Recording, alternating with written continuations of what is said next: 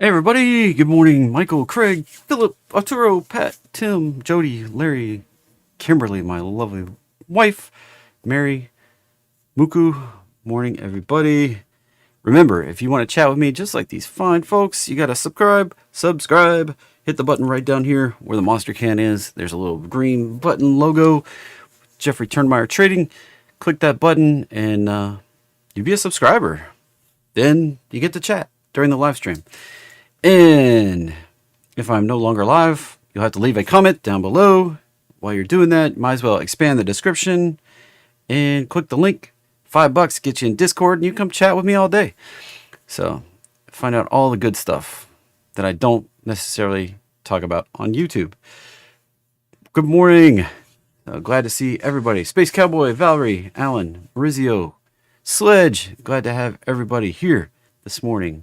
Now, as the title and description for the video say today, does the market have a hidden monster?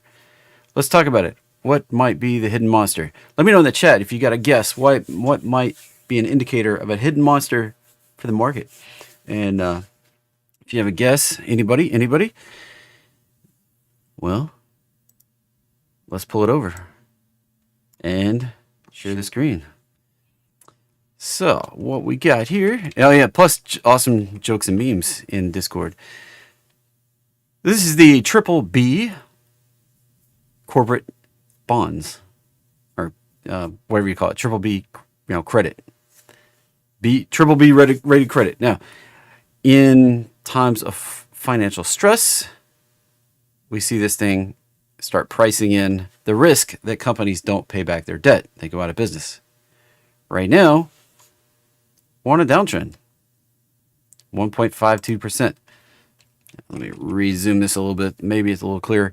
So right now, credit market's not showing. This is the premium right here. This is the spread, I guess you would say. This is the premium that the Triple B option spread for credit. Only a 1.5% premium. Now, this is not cardboard sales. Funny enough, it's not cardboard sales. But this is indicating that the credit markets don't really see a risk for companies not performing, not hitting their goals. We seem to be coming out of whatever little blip this was. You see, back here, 2000, the dot-com bust didn't really have a problem, but coming out of it into 2003, we did. Then we went down to the bottom. Then we started ramping up into 2008 housing crisis. And we kind of rocky came down to a bottom. Then we COVID spike. Now we're down back. And just not pricing in big issues. So that's the monster that kind of keep an eye on. Like when this starts climbing, that means the credit market sees something that we don't necessarily see.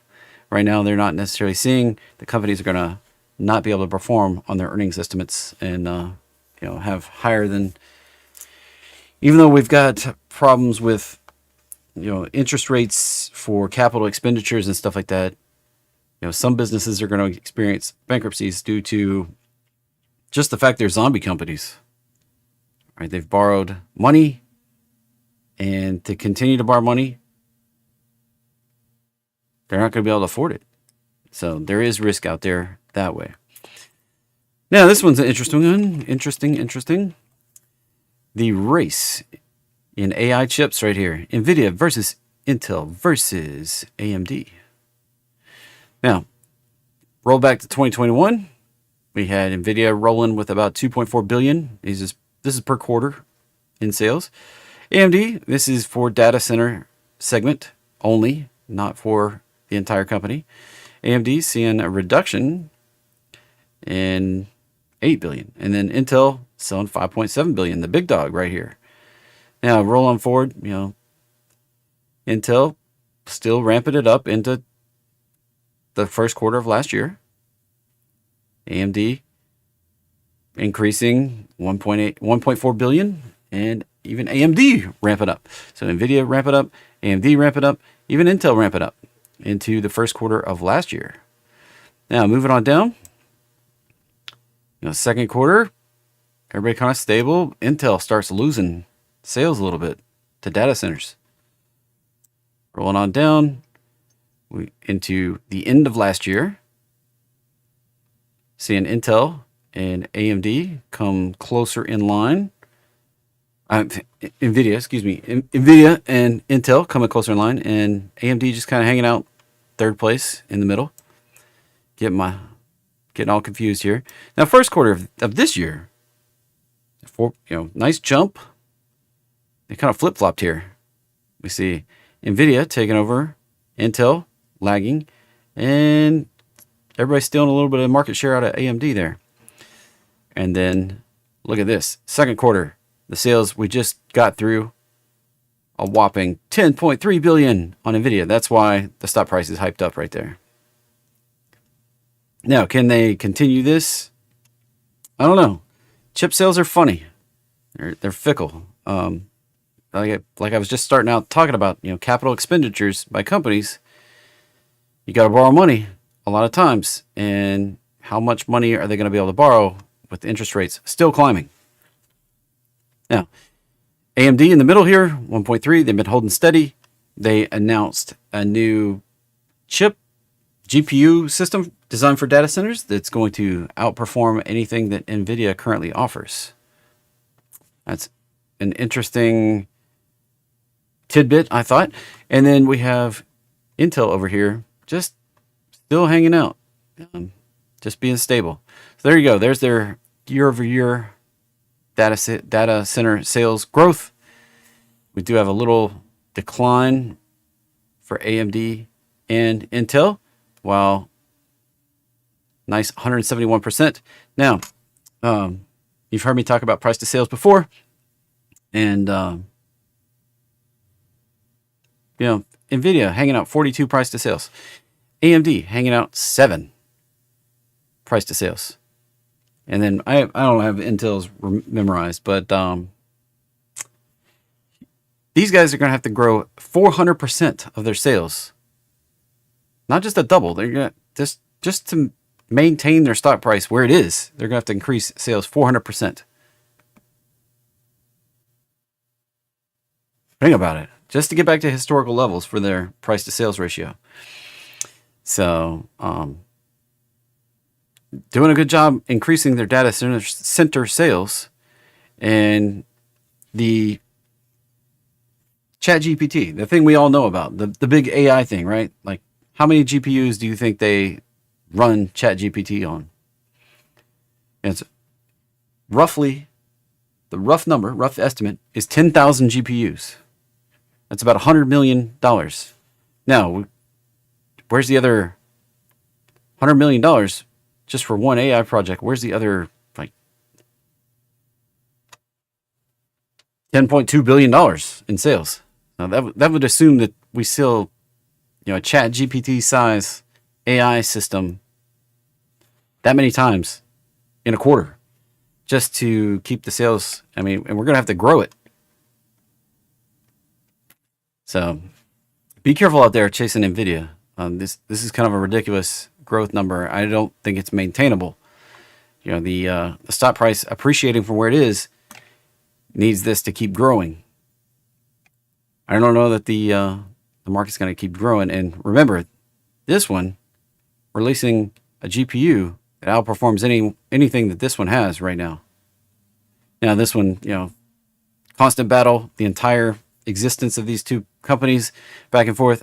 This used to be, ATI and other companies, but AMD keeps coming around, keeps attacking Intel and NVIDIA. They're used to being the underdog. America votes for underdogs, remember, and they support underdogs. These guys make a lot of the GPUs that go into end products. Nintendos, PlayStations, Xboxes. All right. They're very good at getting into end products. What do consumers use? The consumers use end products. The potential for them to produce GPUs into end products, quite huge. Now, data centers are very profitable.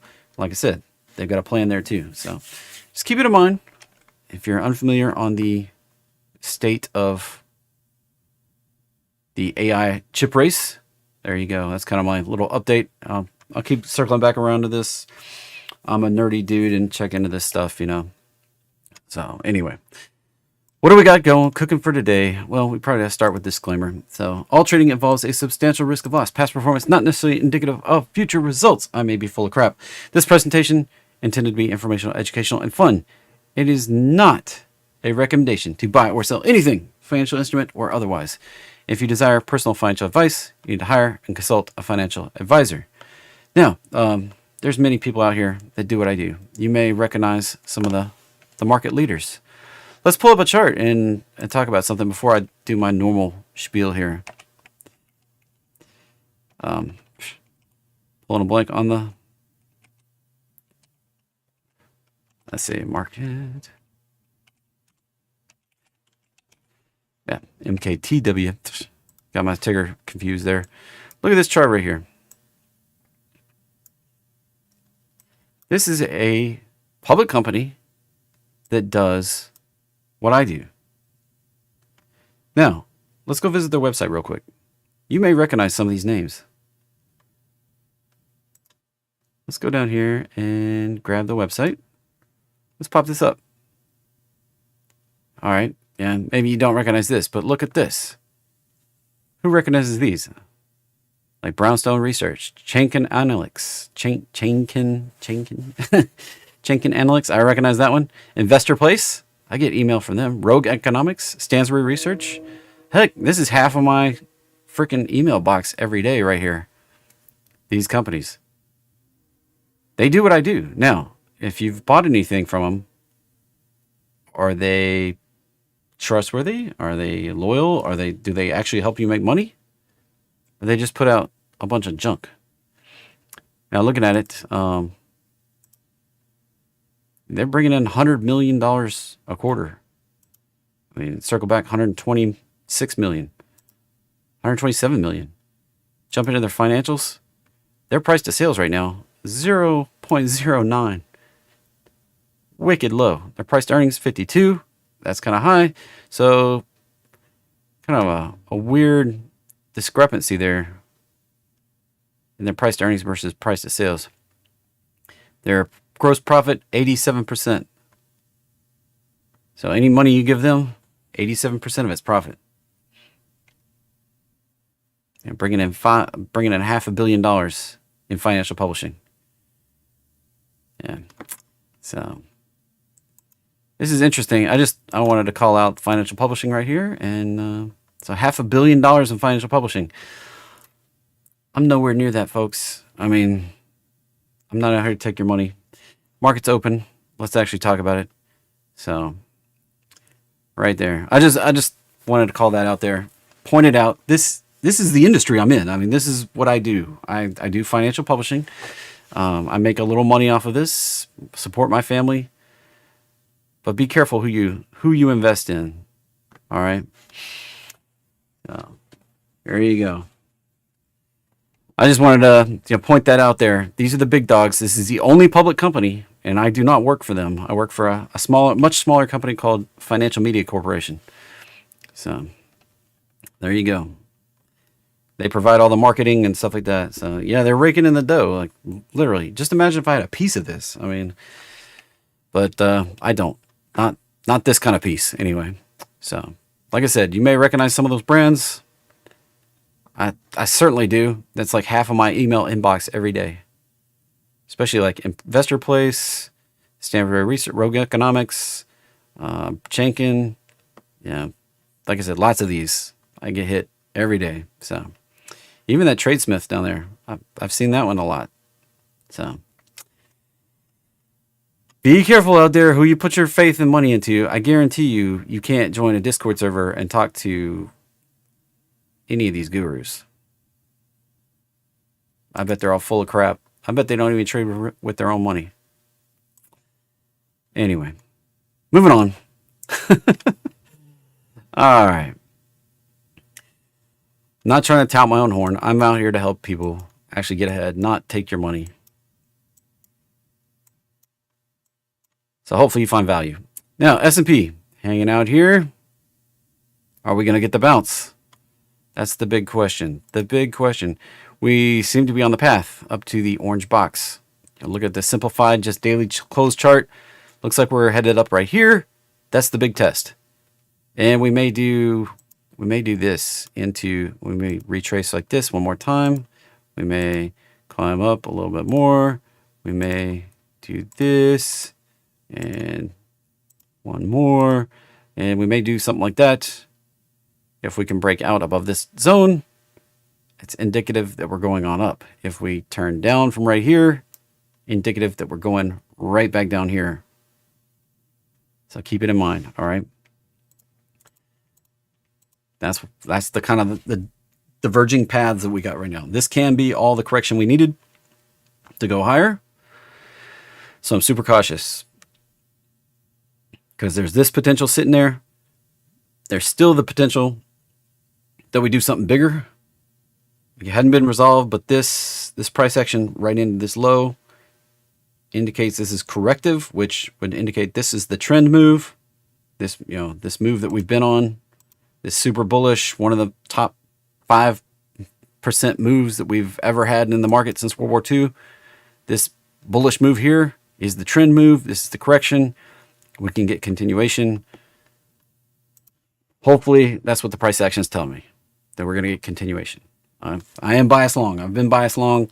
I think we're going new highs, all-time highs, higher than we started out last year. That's kind of my bias, but I am cautious in between because we can see more months of correction coming down the pipe here. All right, diving into ES, let's jump down, look at the overnight action.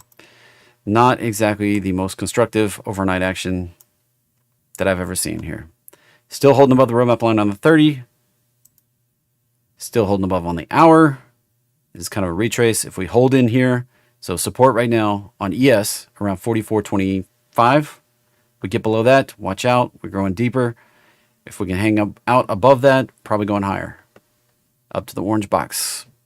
This orange box a little different than the other orange box. This one hanging out around 45.25 up to about 45.70. The one on this other chart is about 44.80 up to at 44.45-ish. All right, that's the S&P versus the futures. They are a bit different. They are getting close.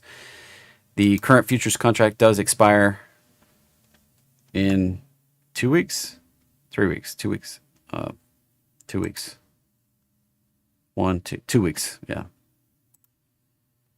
We'll roll over. We'll move on to the new contract, which will be the December contract. If you're unfamiliar with futures contracts for indexes tend to be 4 times a year. We have, December, then we have March, June, September. That's the 4 popular contracts. In Q, hanging out here, positive. If we can maintain this and break higher, maybe move up to the next box. If we break down below that 15,025 area, probably headed down to this box down here. Russell.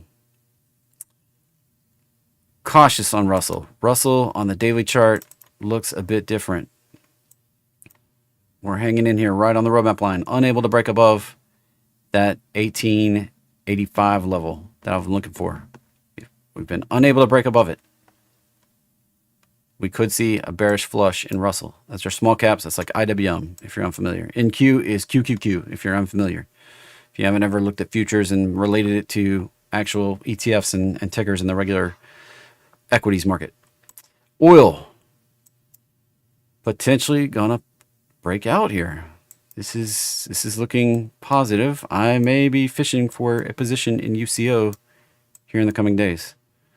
Now, this resistance breaking into the orange box does give me a slight bit of caution. We could see another move slightly lower. So that this is the potential that sits out here, is that we could see one more move down, could take us down to 73 if the roadmap line doesn't hold. 74. All right. GC hanging out above the roadmap line, and would love to see this pop on off, but right now it's just churning. Churning and waiting, just like Bitcoin here. Churning and waiting. Ethereum, churning and waiting. Nothing to really talk about. Like, they're not going anywhere. Like, how do you predict what they're doing next when they're not doing anything? You don't. All right. Don't trade stuff that just farting around. Now, there's opportunity for Bitcoin and Ethereum to pop. There's also opportunity for them to drop. You just don't know when it's doing a bunch of inside candles. I mean, look, that one big day, Wednesday, last week, inside candle, inside candle, inside candle, inside candle. That's indecision. All right. That's why I'm not super enthusiastic right at the moment. You know, big pop right there, inside candle, inside candle, inside candle, inside candle. Same story, both Bitcoin and Ethereum. That's the crypto market in a nutshell right there for you. Dollar pushing up into the zone. Like I've said, if we get above that zone right there where we topped out back in May and June, May, June right there, we get above those highs, probably going to go on up here and retest the 618, the 50 to 618 retrace of this entire drop off of the highs we had back here in September. We topped out in September. We made the low here in July just recently. We may retrace that before we get the next leg down. That next leg can take us on out here. Still is kind of bearish. This drop looking kind of bearish so far. So if we were to break above this, we could go on extensions, but I don't see that as highly likely at the moment. Of course, I'll keep coming back and talking about it. HE, I was mentioning yesterday that they have opportunity if they're found, not liable for any of the wildfires, which they've got the records that are saying that the lines were de-energized. Hard to start a fire with electrical lines if they don't have any power on them. They may not have any liability to the fires, and their stock price should pop right back up here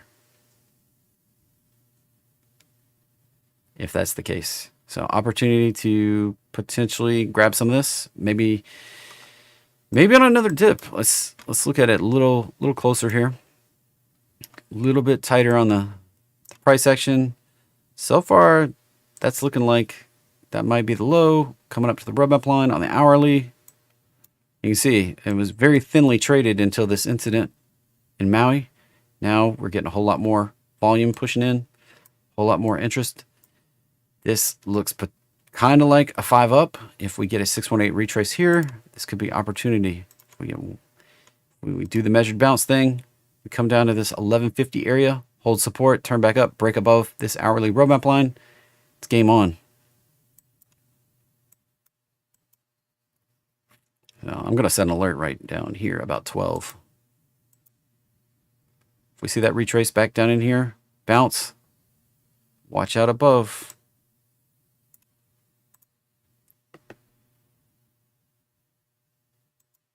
Definitely an opportunity here. All right. Stuff moving today, PDD. Pretty big pop overnight. The 102, 103 area, probably the resistance. If it can get above the prior highs here. If it can actually clear this, probably moving on up here. Gravity, excuse me. Like gravy to me. Nice potential bounce off the roadmap line right there. If it can maintain a daily close right in this area, that's a conservative entry for a move up to 87, possibly 94. I'm not all bearish all the time. Doom and gloom sells, but I'm not a doom and gloom person. I'm always looking for the opportunity. I like to make money. I don't like to sell doom and gloom. So I like to make money in the markets, not just rape people as I started out talking about, just rake in the money from people. So Oracle just sideways right at the target that I had, and probably going to retrace to the roadmap line at some point here. Probably. This is the highest I really expected it to go for the short term. Now I expect some sort of retrace, probably fill the gap before we can build something higher. JXN, Jackson Financial, no idea. Oh, ELF. Check that chart here in a second. JXN, just choppy sideways. I wouldn't touch that thing. Let's check out Elf. Elf. Oh. That's a potential breakout right there.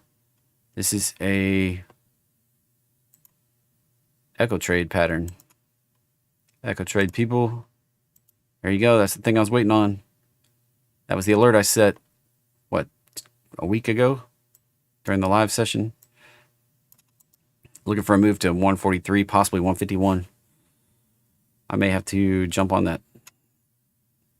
If I do, I'll issue a trade. Smucker. It's funny, I've been talking about this for a couple days. You know what Smucker's first product was? Anybody? Anybody know what Smucker's first product was? Let me know in the chat.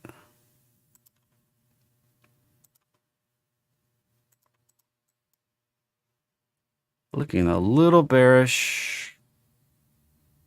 Nice pop under the roadmap line though. Might drop. And what flavor though? What kind? Like, it was a jelly-like. It wasn't jelly. I'll tell you that. It wasn't jam. It wasn't jelly.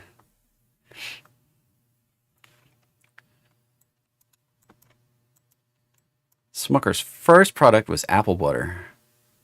Isn't that interesting? At the time, it was considered a poor working man's food. It was Smucker's first product was apple butter.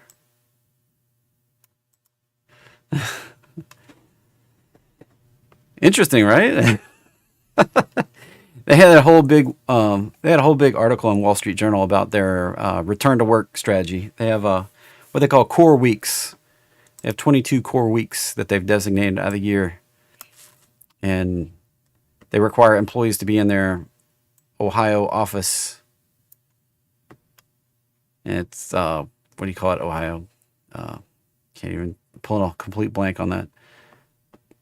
But up near Akron, and they require the employees to come in those 22 weeks a year. Otherwise, you can work from anywhere you want to work from. And their chief marketing officer actually lives in San Francisco and commutes in for those 22 weeks. It's pretty interesting, their return to work. Yeah, Oroville, that's it. Oroville. Thank you, Nightling Wolf. So, I believe they do still sell apple butter, but so Best Buy, that just looks like a lower high sideways consolidation. Could break out of here potentially, but not set up for our new high. If it does, it still looks corrective and sideways. Be careful on that one. That one's not got my... Oh, this one. Nice pattern here. This looks like a market roadmap bounce. Inside a bigger potential correction. Futu. Investment bankers, brokers. It looks like it's set for 65, possibly a return to the highs at 70. That it would be an aggressive, or that's a conservative entry right there for a move on up to 65, 70. Baidu, choppy sideways. Still, this one keeps popping up. It wrecked the bullish pattern we had. Just more sideways, choppy crap. TIVC. Oh man, look at that. Reverse split. 100 for one. 100 for one. That's bearish. That's a piece of garbage. Good gosh, that warrants this.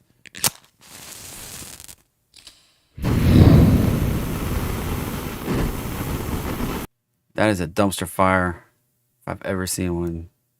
Be careful. That thing's probably going to zero. VFS. Watch out for this one. Hell, a longer term, if they have options available, a longer term synthetic put spread could pay spades if and when we drop back down here. There's high potential we're going to come back at least to the probably $15 area. High potential. HEI. Sideways crap. ASML. I think that breaks above that 683 area. Probably going to go test at least this, if not break out to 807. I'd be the aggressive entry, more conservative up here above 750, looking for 807. CRM, just choppy sideways. Choppy sideways. I do appreciate CRM. I use Slack every day. My company used to have Salesforce back in for customer relation management. We gave that up, and I do apologize for anybody that's had problems with customer service lately. It's created a backlog of issues giving that up, but we're working on it. So, working on it. Anyway, CRM's chart potentially going to bounce here if we get a daily close above this consolidation in this area right here. If it can actually close above that stuff, you can see that last one tried, failed, retrace a little bit. If we get a close up there above 213, probably coming up to at least a 225. We get a close up above that 225, 228 area, probably heading on up to 249, possibly 262 on the next move out. Right there. Finally made it down to the roadmap line. I looked for it for a good long while. Roadmap line sometimes comes up to meet it instead of going deeper. So keep that in mind on NVIDIA. NIO, that's looking like a bearish move. Getting down. The support we got to hold is right here around $9. We don't hold $9. We're probably going lower low. It's kind of like the line in the sand right in here. It could be $8.90, the $9 area, and it could be as low as this prior low right there. We could retrace all of that. So we get below that, probably going lower low. That lower low probably down around 450.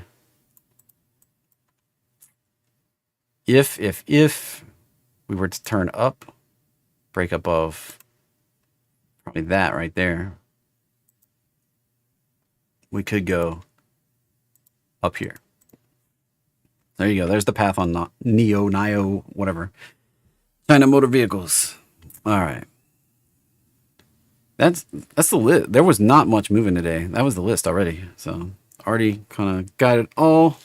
And so going back around the bias for the day, cautiously bullish. Still looking for this pattern to come on up to this area right here. Still where I think we're headed next. Even if we get a little pullback or anything in here, probably headed here for this test.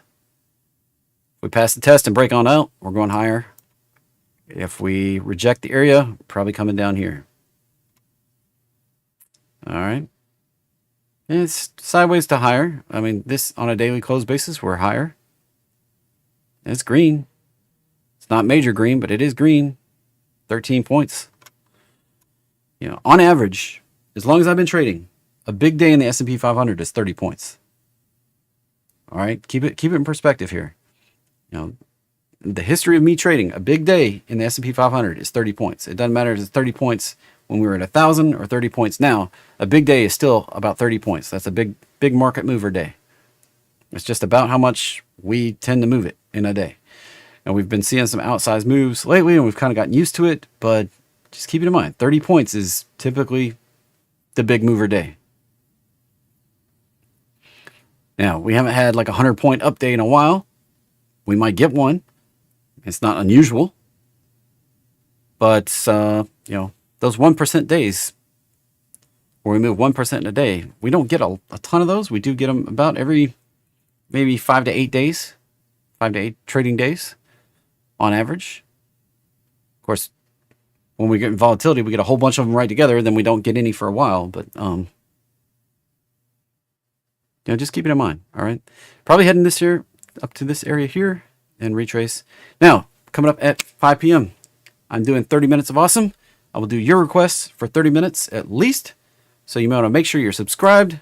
Click the subscribe button, then hit the bell with the doodads, the notifications, and make sure you come back at 5 p.m. Eastern. I'll do 30 minutes of your request at least. So make sure you smash the like button, as PD says. Share if all your friends or anybody you know that might be remotely interested in this kind of stuff. And tell everybody that I'll do 30 minutes of requests. I tend to get it right more than I get it wrong. That's why y'all are here. But I may never get another one right again. So I'll see you later. I'll be on Discord all day. Bye for now.